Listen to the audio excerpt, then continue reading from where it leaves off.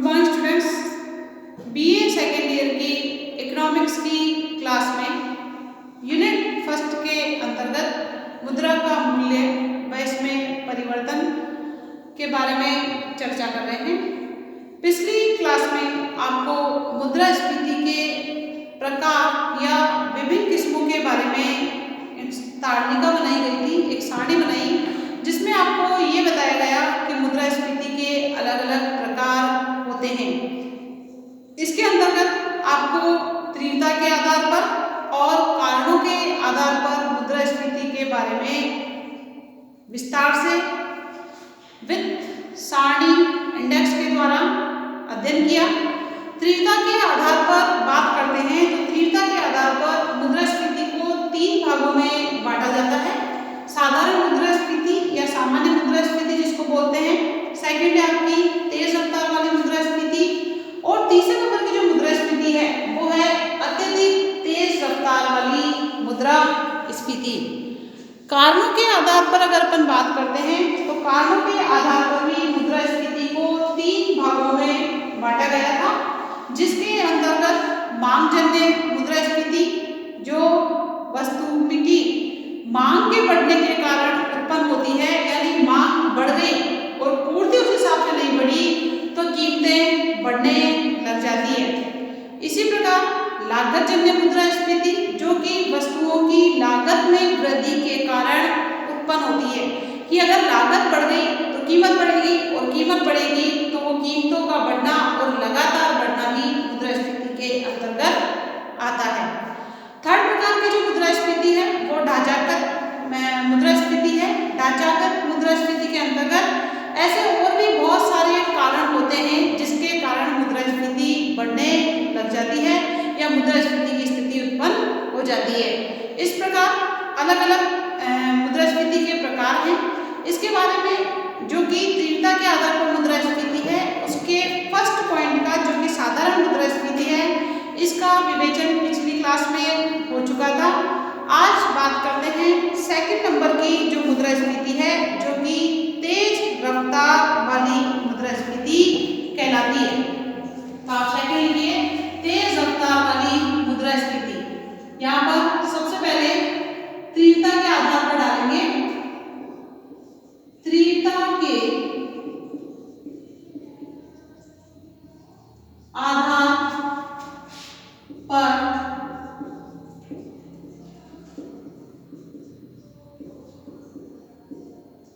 मुद्रास्फीति के अंतर्गत जो सेकंड नंबर की आपकी मुद्रास्फीति है वो है तेज रफ्तार वाली मुद्रास्फीति। अब इस मुद्रास्फीति में देखो नाम से ही स्पष्ट है, जिसकी गति तेज होगी वो तेज रफ्तार वाली मुद्रास्फीति के अंतर्गत आती है। इसे दौड़ती हुई मुद्रास्फीति भी कहा जाता है। तेज रफ्तार जैसे अपन तेज रफ्तार से चलेंगे तो दौड़ने की जैसी स्थिति में आ जाते हैं, तो इसे दौड़ती हुई मुद्रास्फीति भी कहा जाता है। ये एक सामान्य बात है, जब व्यक्ति तेज गति से चलने लगता है, तेज स्पीड से चलता है तो वो दौड़ने वाली स्थिति के अंतर्गत आ जाता है। इस प्रकार की मुद्रास्फीति जो होती है वो प्राय 2 अंकों में व 3 अंकों में देखने को मिलती है। 2 अंकों का मतलब हो गया 10% से लेकर 3 अंक हो गए 999% तक के अंतर्गत। तो इस प्रकार की जो मुद्रास्फीति होती है इसमें जो दर होती है वो 2 अंकों से लेके 3 अंकों के बीच में देखने को मिलती है। जैसे कि मान लो 20% है, 20% कितने अंकों में हो जाएगा? 2 अंकों में। 100% है, 100% कितने अंकों में हो जाएगा? 3 अंकों में।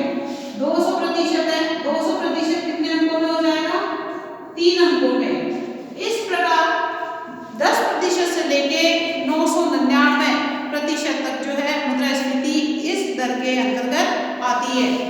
1980, 90 व 90-2001 की अवधियों में इसी प्रकार की मुद्रास्फीति विश्व के कई देशों में देखने को मिली। कौन से दशकों में? 80 से 90 के दशक में और 90 से 2001 की अवधि में इस प्रकार की मुद्रास्फीति, जो कि तेज रफ्तार वाली मुद्रास्फीति होती है, ये विश्व के बहुत सारे देशों में देखने को मिली।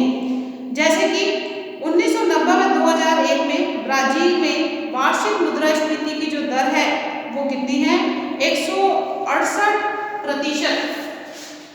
1990-2001 में ब्राजील में जो मुद्रास्फीति की दर है वो कितना प्रतिशत देखने को मिली? 168%, जो कि 2 अंकों के अंतर्गत से जो है 2 या 3 अंकों के अंतर्गत के बीच में आती है। इस प्रकार 1990 से लेकर 2001 की अवधि में मिली। जॉर्जिया की बात करते हैं तो 279, इसी अवधि में जॉर्जिया में कितनी? 279%, इसी अवधि के अंदर। तो विश्व के अधिकतर जो है देशों में जो है इस प्रकार की मुद्रास्फीति देखने को मिली। इस प्रकार की मुद्रास्फीति की दशाओं में देश की आर्थिक स्थिति काफी गड़बड़ा जाती है, वस्तुओं की कीमतें बहुत ज्यादा महंगी होती है और देश की आर्थिक स्थिति गड़बड़ा जाती है। इसके साथ ही लोग बाग माल इकट्ठा करने लगते हैं। लोग बाग जो है, जो माल बना हुआ है उसको इकट्ठा करने लगते हैं क्योंकि कीमतें बहुत ज्यादा बढ़ने लगती है। साथ में रुपए को जो है वो नगद रूप में ना रखकर वास्तु जो परिसंपत्तियां हैं उसमें बदलने लगते हैं। रुपए को देकर, मुद्रा को देकर मकान खरीद लिया, मुद्रा को देकर जो है साथ में जो है ज्वेलरी खरीद ली, या इसके अलावा जो है इन्वेस्टमेंट कर दिए। लोग का उधार देना बंद कर देते हैं। तो लोग अपनी मुद्रा निवेश के लिए विदेशों में भेजने लग जाते हैं क्योंकि उन्हें अपने देश की मुद्रा की जो वैल्यू है उस पर विश्वास नहीं रहा। मुद्रा की वैल्यू लगातार गिरती चली जा रही है। तो लोग यहाँ पर निवेश ना करके विदेशों में निवेश करने लगते हैं क्योंकि विदेशों में जो है ब्याज की दर मुद्रा की जो वैल्यू है वो अपने देश की तुलना में स्थिर होती है। जिससे घरेलू निवेश काफी घट जाते हैं। हमारे देश के निवेश घट जाएंगे क्योंकि हमारे देश के लोग जो है विदेशों में निवेश करने लग जाते हैं। अब जब निवेश घट जाएंगे तो उत्पादन नहीं होगा, उत्पादन नहीं होगा तो कीमतें लगातार और भी बढ़ती चली जाती है। अतः इस प्रकार की मुद्रास्फीति से देश की अर्थव्यवस्था काफी खतरे में पड़ जाती है, जिससे अर्थव्यवस्था में असंतुलन उत्पन्न हो जाता है। इस प्रकार ये जो तेज रफ्तार वाली मुद्रास्फीति है ये 2 इकाई से लेके 3 इकाई के बीच में पाई जाती है। अगर आपके छोटा क्वेश्चन आता है, छोटा क्वेश्चन तीव्रता के आधार पर मुद्रास्फीति के प्रकार बताइए, ऐसे भी क्वेश्चन आ सकता है। तो क्वेश्चन किसी भी प्रकार से आ सकता है। नेक्स्ट बात करते हैं अत्यधिक तेज रफ्तार वाली मुद्रास्फीति। इसको आप लिख लीजिए। इसके बाद में थर्ड वाली मुद्रास्फीति के बारे में चर्चा करेंगे, जो कि होगी अत्यधिक तेज रफ्तार, जिसकी स्पीड बहुत तेज है। इस प्रकार की मुद्रास्फीति के बारे में चर्चा की जाएगी।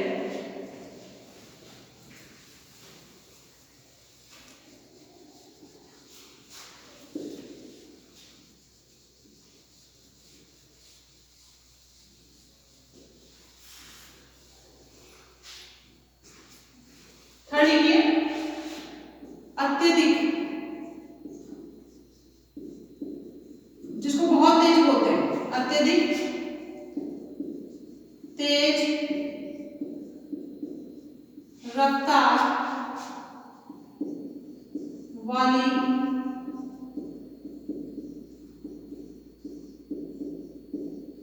मुद्रास्फीति, अत्यधिक तेज रफ्तार वाली मुद्रास्फीति जो कि तीव्रता के आधार पर मुद्रास्फीति के तीसरे प्रकार के अंतर्गत आती है। इस प्रकार की स्थिति में जो है कीमतें प्रति वर्ष हर साल बेकाबू ढंग से बढ़ने लगती है। बेकाबू का मतलब होता है जिस पर कंट्रोल ही नहीं किया जा सकता है या जिस पर कंट्रोल करना बहुत ही मुश्किल हो रहा होता है। 1922-23 में जर्मनी में इस प्रकार प्रकार की दशा पाई गई थी 1922-23 में। 1922-23 में जर्मनी में इस प्रकार की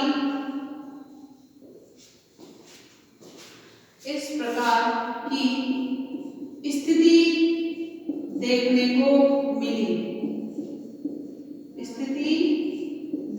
को मिली, जिसमें कीमतें बहुत ज्यादा तेज गति से बढ़ रही थी। इसके अंतर्गत जो है 1922 से नवंबर 1923 के बीच कीमत सूचकांक जो है 1 से 10 बढ़कर 10 हो गया। 1922 से लेके 1923 में कीमत सूचकांक की अगर बात करते हैं तो जो चीज 1 रुपए में आ रही है वो चीज अब 10 रुपए में आ रही है, तो कीमत सूचकांक बढ़कर 1 से क्या हो गया, 10 हो गया। पोलैंड में 1989 में 90 में समाज अर्थव्यवस्था जो है बाजार अर्थव्यवस्था की तरफ जाने लग गई थी। समाजवादी अर्थव्यवस्था जिसमें सारे क्रियाकलाप सरकार की तरफ से होते हैं, बाजार अर्थव्यवस्था जिसमें सारे क्रियाकलाप निजी क्षेत्र के द्वारा होते हैं, तो समाजवाद की से बाजार अर्थव्यवस्था की तरफ जाने लग गई थी। कहने का मतलब लोगों का सरकार पर से विश्वास उठने लग गया था। 1990 में अर्जेंटीना की बात करते हैं तो अर्जेंटीना में मुद्रास्फीति की जो दर थी वो 2314% थी। 1990 में अर्जेंटीना 2314%, यानी 3 अंकों से ज्यादा। इसके बाद ब्राजील की अगर हम बात करते हैं तो ब्राजील में 2948%, ब्राजील में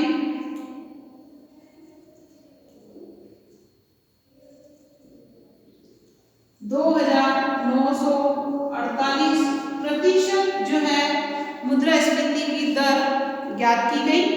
इसके साथ ही और बात करते हैं तो बोलीविया में 1985 में 11,750, 1985 में बोलीविया ये देश है, इस बोलीविया में जो मुद्रास्फीति की दर थी वो थी 11,750%, जो कि 4 अंकों से भी ज्यादा अंकों के अंतर्गत आती है। इन आंकड़ों को देखकर ये जो आंकड़े हैं जो कि मैंने आपके सामने लिखे हैं, इन आंकड़ों को देखकर सिर जो है चकराने लगता है और इन पर विश्वास नहीं होता है कि इस प्रकार की भी महंगाई जो है देखी जा सकती है, इस प्रकार की मुद्रास्फीति भी क्या होती है। इस प्रकार मुद्रास्फीति की दशाएं भी विश्व में पाई गई थी, जो कि मैंने आपको अलग अलग देशों की अलग अलग वर्षों में डेटा आपको देखकर बताएं कि इस प्रकार की मुद्रास्फीति तेज रफ्तार वाली मुद्रास्फीति होती है। इस प्रकार की मुद्रास्फीति की जो स्थिति है वो बेकाबू हो जाती है, कीमतों पर नियंत्रण करना बहुत मुश्किल हो जाता है, अर्थव्यवस्था त्रस्त हो जाती है, अर्थव्यवस्था में सारी चीजें जो है बिल्कुल नीचे की तरफ यानी पतन की ओर आने लग जाती है। इस प्रकार विश्व में पाई गई थी। इन अवधियों में मुद्रा की जो वास्तविक मांग है वो बहुत घट गई, लोगों का मुद्रा पर से विश्वास हट गया, लोग अपनी मुद्रा को खर्च करने की भरसक व शीघ्र कोशिश करने लगे, क्योंकि इस प्रकार की मुद्रा को वो रख के क्या करेंगे, वो तो उन वस्तुओं को खरीदने लगे ताकि वस्तुओं की कमी ना रहे, यानी कि उनके पास वस्तुओं का भंडार पर्याप्त मात्रा में बना रहे। पैसा रख के वो क्या करेंगे, क्योंकि पैसे की तो वैल्यू लगातार कम होती जा रही है, वो चीजों को इकट्ठा करने लग गए, माल को इकट्ठा करने लग गए, लोग बाग जो है माल ज्यादा मात्रा में खरीदने लग गए ताकि जो कीमतें बढ़ रही है उन कीमतों को उनसे मुद्रा को रखने से उनको नुकसान ना हो। इस प्रकार सरकार मुद्रा प्रसार जो है ऐसी स्थिति में तेजी से करती है। इस प्रकार की मुद्रास्फीति से अर्थव्यवस्था नष्ट हो जाती है, खराब हो जाती है, अर्थव्यवस्था पर घातक प्रभाव पड़ते हैं। इसके डेटास को देखकर, इनके आंकड़ों को देखकर ये कहना ठीक होगा कि सामान्य काल में नॉर्मल स्थिति की अगर बात करती हूँ तो नॉर्मल स्थिति में लोग जेब में पैसा ले जाते हैं और टोकरों में या बैग में खाद्य पदार्थ लेकर आते हैं। लेकिन हाइपरबोला की अवधि में, जिसको अत्यधिक तेज रफ्तार वाली मुद्रास्फीति कहते हैं, उस अवधि में टोकरों में पैसा ले जाते हैं और जेबों में खाद्य पदार्थ लाते हैं। ये स्थिति हो जाती है। तीसरी जो प्रकार की जो मुद्रास्फीति है, उस प्रकार की मुद्रास्फीति के अंतर्गत कि साधारण मुद्रास्फीति में तो लोग जेबों में पैसा ले जाते हैं और बैग में या टोकरों में खाद्य पदार्थ लाते हैं। लेकिन थर्ड प्रकार की जो मुद्रास्फीति है, उस स्थिति में पैसा टोकरों के अंदर ले जाते हैं और माल लेके आते हैं जेब में। इस प्रकार की स्थिति देखने को मिलती है अत्यधिक तेज रफ्तार वाली मुद्रास्फीति के अंतर्गत। सैमुअलसन और जो नॉर्डहाउस है, जो कि जाने माने अर्थशास्त्री हैं, उन्होंने स्थिर गति वाली मुद्रास्फीति का भी उल्लेख किया है। इस प्रकार की मुद्रास्फीति समान गति से उस समय तक जारी रहती है जब तक कि आर्थिक घटनाओं का भारी परिवर्तन उसे ना बदल दे, यानी इस प्रकार की आर्थिक घटना ना हो जाए जिससे साधारण मुद्रास्फीति तेज रफ्तार वाली मुद्रास्फीति या अत्यधिक तेज रफ्तार वाली मुद्रास्फीति में बदल जाए। अत्यधिक तेज रफ्तार वाली मुद्रास्फीति या सामान्य मुद्रास्फीति, जो तेज रफ्तार वाली मुद्रास्फीति है, ऐसी स्थिति कब आती है? ऐसी स्थिति तब आती है जब आर्थिक घटनाओं में बहुत ही ज़्यादा फेरबदल या बहुत ही ज़्यादा परिवर्तन हो जाते हैं। लेकिन व्यवहार में अगर अपन बात करते हैं तो देखा गया है कि वह दीर्घकाल में जो है स्थिर नहीं रह सकती है, यानी थोड़ा बहुत इसमें परिवर्तन होता रहता है। क्यों? क्योंकि साधारण मुद्रास्फीति पर भी निम्न तत्वों का प्रभाव पड़ता है। हालांकि ये पाई एक इकाई में जाती है। जब ये जो मैंने स्थितियाँ बताई, ये तो स्थितियाँ ऐसी स्थितियाँ हैं जिन पर काबू करना भी मुश्किल या बेकाबू हो जाती है ये वस्तुओं की कीमतें इस स्थिति के अंतर्गत।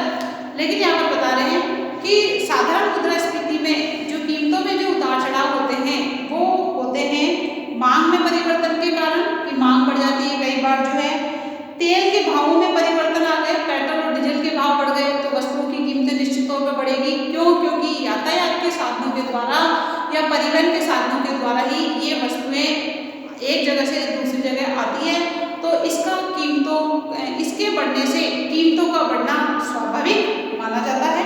साथ में फसलों के उत्पादन में उतार चढ़ाव आ जाते हैं। कई बार प्राकृतिक आपदाएं आ जाती है, सूखा पड़ जाता है, बाढ़ आ जाती है, या बहुत सारी जो है फसल खराब हो जाती है, फसल जल जाती है, फसल गल जाती है, कुछ भी हो सकता है।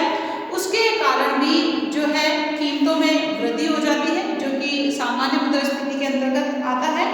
इसके साथ साथ जो है विदेशी विनिमय दर के प्रभाव भी होते हैं, जिसके अंतर्गत अवमूल्यन हो गया, अधिमूल्यन हो गया, ये भी जो है मुद्रास्फीति को प्रभावित करते हैं। इसके अलावा भी और बहुत सारे कारण हैं जिससे मुद्रास्फीति सामान्य मुद्रास्फीति के अंतर्गत होती है, जिससे कीमतें थोड़ी बहुत बढ़ती और घटती रहती है। इस प्रकार ये आपकी अत्यधिक तेज रफ्तार वाली मुद्रास्फीति यहीं पर खत्म होती है, जिसमें अलग अलग डेटास मैंने आपको बताए। अब बात करते हैं कारणों के आधार पर मुद्रास्फीति, जिसके अंतर्गत 3 प्रकार की मुद्रास्फीति देखने को मिलती है, जिसमें आपका फर्स्ट था मांगजन्य मुद्रास्फीति, सेकंड है आपका लागतजन्य मुद्रास्फीति, और तीसरे प्रकार की जो मुद्रास्फीति है वो है ढांचागत मुद्रास्फीति। उन सभी के बारे में चर्चा करेंगे। आप इसका स्क्रीनशॉट ले लीजिए, मैं इसको साफ कर देती हूँ।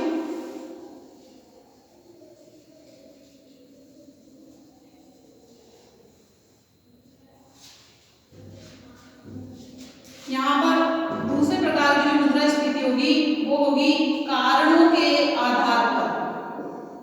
किसके आधार पर? कारणों के आधार पर। ये मुद्रास्फीति का दूसरा प्रकार है जिसकी चर्चा करेंगे। इसमें फर्स्ट डालिया मांगजन्य या मांग प्रेरित मुद्रास्फीति। अब ये नाम से स्पष्ट है, मांगजन्य या मांग प्रेरित मुद्रास्फीति का मतलब क्या हुआ?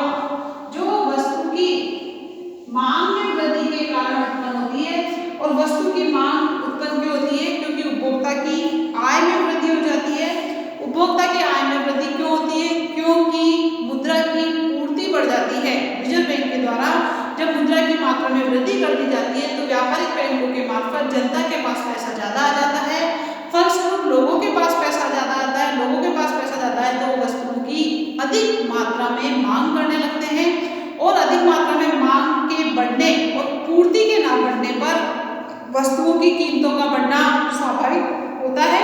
इस प्रकार यह मांगजन्य मुद्रास्फीति कहलाती है। इसमें आप लिखिए फर्स्ट, मांग जन्य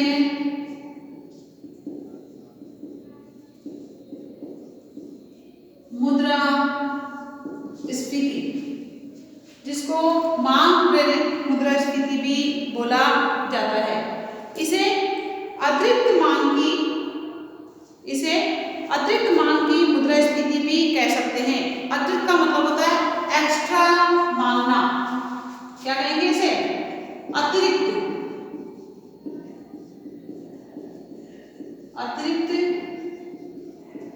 मांग की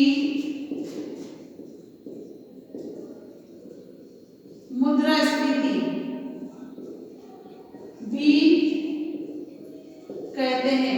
यानी मांग के बढ़ जाने के कारण और पूर्ति के बढ़ने न बढ़ने पर जो मांग उत्पन्न होती है, जो मुद्रास्फीति उत्पन्न होती है, वो मांगजन्य मुद्रास्फीति के अंतर्गत आता है। अतिरिक्त मांग की स्थिति में उत्पत्ति की जो है समग्र वास्तविक मांग पूर्ण रोजगार की उत्पत्ति की तुलना में अधिक हो जाती है। कहने का मतलब पूर्ति की तुलना में जब मांग ज्यादा हो जाती है तो वो आपकी मांगजन्य मुद्रास्फीति के अंतर्गत आती है। इसका एक डायग्राम बनाएंगे, आप लोग भी बनाइए इसको। इसमें वही आपका एक्स एक्स होगा नीचे वाला, ऊपर वाला आपका वाई एक्स होगा जो कि लंबवत अक्ष कहलाता है, क्षैतिज अक्ष आपका एक्स एक्स होगा। यहाँ पर आमदनी या उत्पत्ति, या तो आप उत्पत्ति शो कर दो क्योंकि उत्पादन जो होता है उसको बेचते हैं तभी तो आमदनी प्राप्त होती है, इसलिए यहाँ पर आमदनी आ जाएगी जो कि एक्स एक्स पर आती है। वाई एक्स की बात करते हैं तो वाई एक्स पर आपकी समग्र मांग क्या आएगी? समग्र मांग आ जाएगी। थोड़ी सी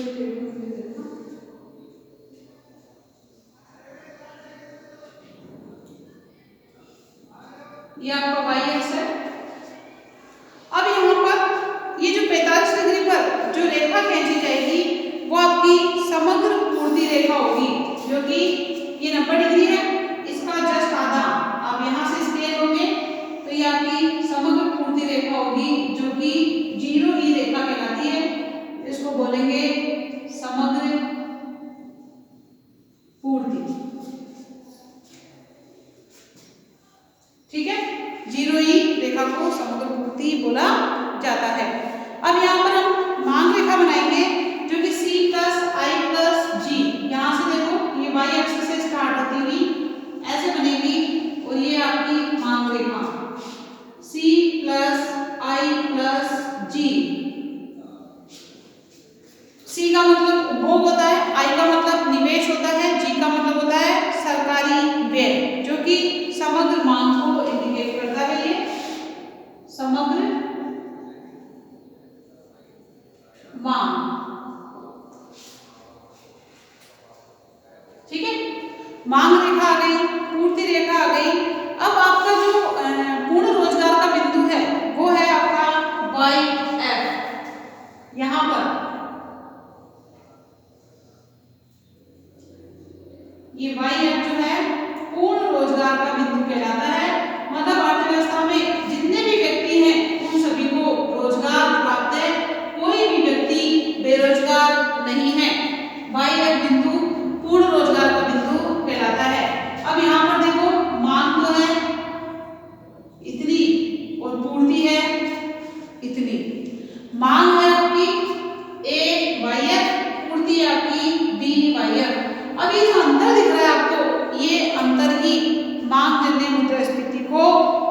इंगित करता है। देखिए इसके अंतर्गत आप इसका चित्र बना लीजिए। इसका मैं आपको वर्णन बता देती हूँ कैसे करना है। प्रस्तुत चित्र में OX अक्ष पर जो है आमदनी या वास्तविक उत्पत्ति दर्शाई गई है।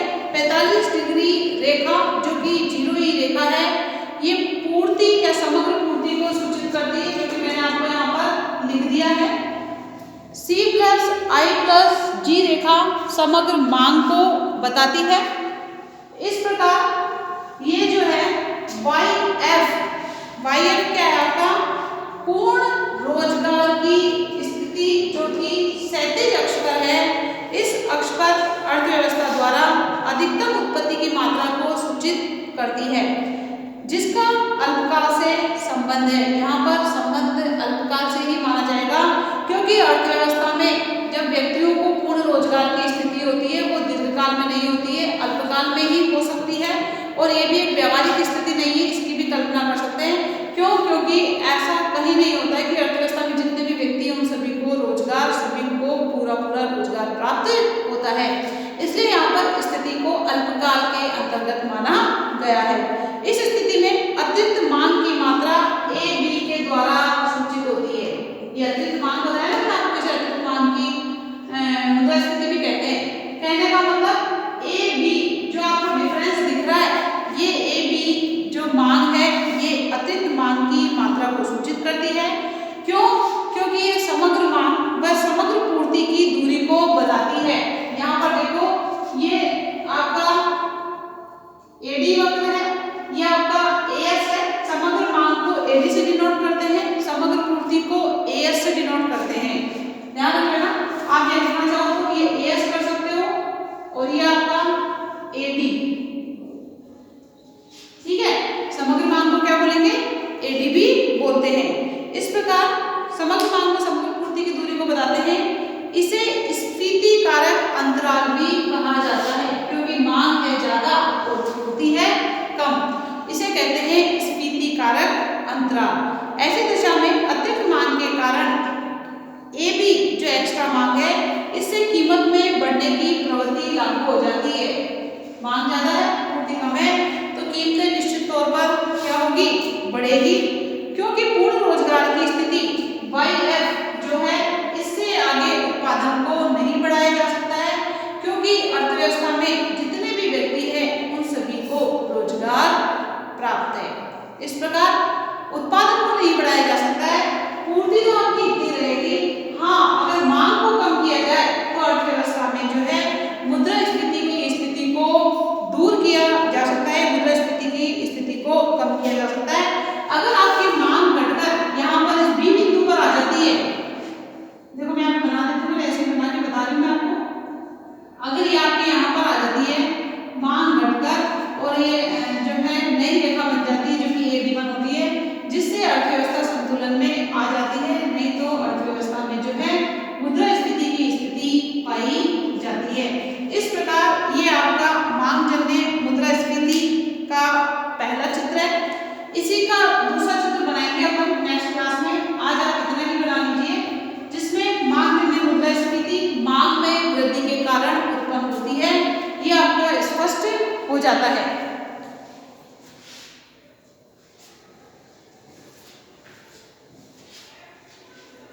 दूसरा चित्र नेक्स्ट क्लास में करेंगे, क्योंकि जो है आज इतना ही करेंगे। और ये आपकी AB की जो दूरी है, ये अतिरिक्त मांग की स्थिति यहाँ पर पकड़ लो।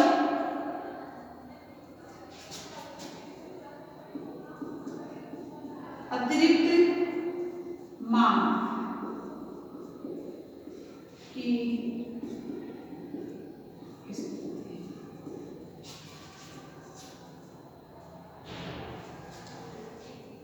AB की जो दूरी है, ठीक है। इस प्रकार ये मांग जन्य मुद्रास्फीति हो गई आपकी। इसका दूसरा चित्र नेक्स्ट क्लास में बना लेंगे। आज इतना ही। इसके बाद लागत जन्य मुद्रास्फीति और ढांचागत मुद्रास्फीति के बारे में भी चर्चा करेंगे नेक्स्ट क्लास में।